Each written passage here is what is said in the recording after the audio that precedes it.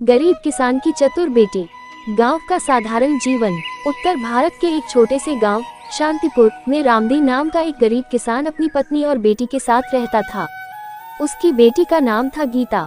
गीता बचपन से ही बहुत होशियार और समझदार थी। रामदीन के पास थोड़ी सी जमीन थी जिस पर वह बड़ी मेहनत से खेती करता था, मगर मौसम की मार, सूखा और कर्ज ने उसकी जिंदगी को बहुत मुश्किल बना दिया था। गांव के जमींदार हर साल रामदीन से सूद के पैसे वसूलते और उसकी हालत और भी खराब हो जाती। गीता अपने माता पिता के संघर्ष को देखती और सोचती रहती कि कैसे उनकी जिंदगी को बदला जाए। वह पढ़ने में तेज थी, मगर पैसे न होने के कारण स्कूल छोड़ना पड़ा। संकट की घड़ी। एक साल ऐसा आया जब सूखा पड़ा और रामदीन की सारी फसल बर्बाद हो गई। जमींदार ने साफ कह दिया कि अगर रामदीन ने पैसे नहीं लौटाए तो उसकी जमीन छीन ली जाएगी। रामदीन और उसकी पत्नी बेहद परेशान थे, मगर गीता ने हार मानने से इनकार कर दिया। उसने अपने पिता से कहा, बाबा, आप चिंता मत करो, इस बार हम कुछ अलग करेंगे। रामदीन को अपनी बेटी की समझदारी पर भरोसा था, लेकिन वह नहीं जानता था कि गीता के मन में क्या योजना है। गीता की योजना। गीता ने गांव के पुराने किस्से कहानियों को याद किया और सोचा कि अगर वह अपनी बुद्धि और मेहनत से कुछ अलग कर सके तो शायद उनकी हालत बदल सकती है। वह अपने बाबा के साथ पास के शहर गई और वहां की मंडी में जाकर बाजार की चाल समझने लगी। उसने देखा कि गांव के किसान अपनी उपज औने पौने दामों में बेच देते हैं, जबकि व्यापारी वही अनाज ऊंचे दामों में शहर में बेचते हैं।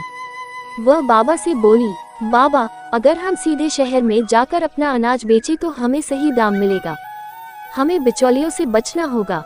रामदीन को बेटी की बात सही लगी। उन्होंने गांव के कुछ और किसानों को भी समझाया और मिलकर एक योजना बनाई। नया प्रयास।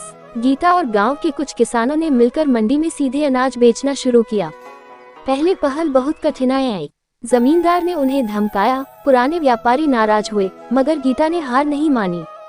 धीरे धीरे मेहनत रंग लाने लगी। शहर के व्यापारियों ने भी अच्छा दाम देना शुरू कर दिया।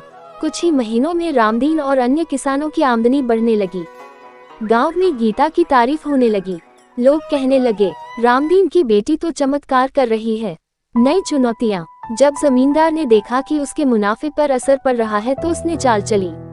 उसने गांव के मुखिया को अपने पक्ष में मिला लिया और गीता के परिवार पर झूठा आरोप लगाने की कोशिश की। लेकिन गीता ने समझदारी और सच्चाई के साथ पंचायत में अपनी बात रखी। उसने गांव वालों के सामने सच साबित कर दिया कि जमींदार और व्यापारी ही असली दोषी हैं। गांव की पंचायत ने भी गीता का साथ दिया और जमींदार की चाल नाकाम हो गई। सपनों की उड़ान। अब गीता ने केवल अपने बाबा की नहीं बल्कि पूरे गांव के किसानों की जिंदगी बदल दी थी। गांव में एक छोटा सा सहकारी संगठन बन गया जहां हर किसान को बराबरी का मौका मिला। कुछ सालों में रामदीन का कर्ज उतर गया और गीता की समझदारी के किस्से दूर दूर तक फैल गए। गांव में स्कूल फिर से खुला और गीता वहां बच्चों को पढ़ाने लगी। अंत। ये कहानी बताती है कि अगर इरादे मजबूत हों और बुद्धि का सही इस्तेमाल हो तो गरीबी, अन्याय और मुश्किलों पर विजय पाई जा सकती है।